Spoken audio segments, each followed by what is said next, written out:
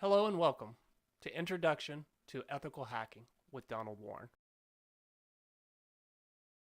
Hello, everybody. My name is Donald Warren.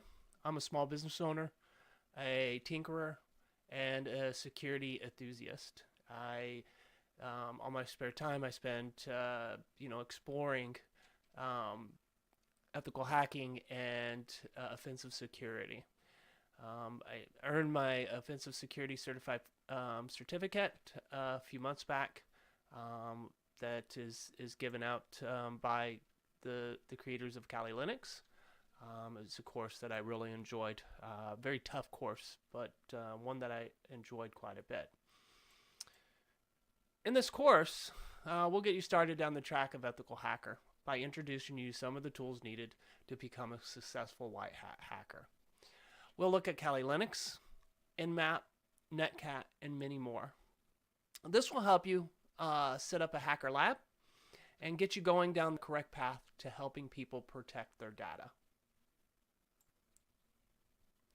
What is an ethical hacker?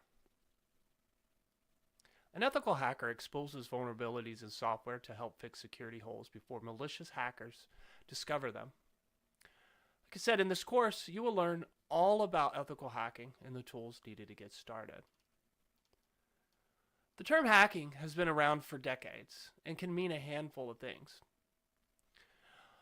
Of course, we're going to define this term as identifying weaknesses in computer systems or networks, which can be used to gain access to those systems or networks. To give you an example of this is SQL injection. SQL is a server-side language and can be used to bypass administrative login. So, just to kind of wrap this up, a hacker is a person who will find and exploit weaknesses in computer systems or even programs or networks to gain access to that data that they otherwise wouldn't have access to. Since we're here to learn about ethical hacking, let's look at some of the different types of hackers. Of course, we're here to talk about the ethical hacker or the white hat hacker. This type of hacker gains authorized access to systems for the purpose of fixing and identifying weaknesses. They may also perform penetration testing and vulnerability assessments. Again, an ethical hacker is somebody who has permission to conduct assessments, penetration tests, and usually that's in written permission from the owner of the system themselves or the system administrator. And then, of course, we've got the cracker, or the black hat hacker. This hacker gains unauthorized access to computer systems for personal gain.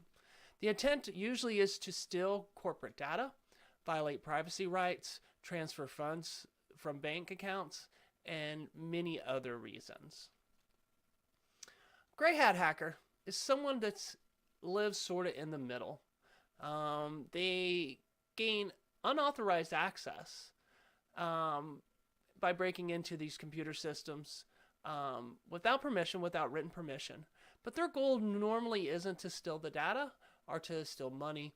Their goal is to inform the system owner of these vulnerabilities. Of course, they're called gray hats because they are doing this without permission, and it is still illegal to do.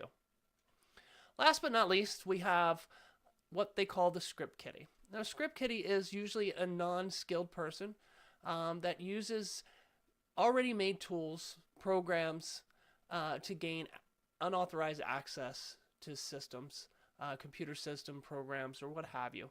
A lot of times these script kiddies will wreak havoc as they don't really understand what they're doing. They are downloading a simple tool, following simple instructions, and then running that tool.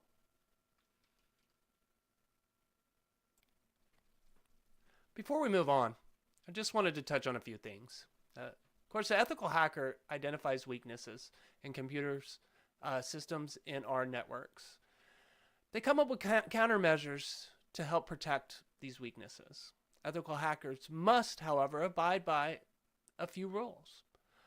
One of the first and most important, I think, is to make sure that you get written permission from the computer owner, system owner, or the administrator. Somebody that has the legal right to give you permission. This is important because it will help you pad from any legal liabilities and give you that comfort and to let you know that you are working on the good side. You also want to protect the privacy of any organization that you are running a penetration test on or an assessment on. After the assessment's complete, you want to make sure you give a very transparent report. That is, include all of the weaknesses, vulnerabilities, or any other information that is important to the security of the assessment over to that system owner. You also may want to inform hardware or software vendors of any weaknesses found.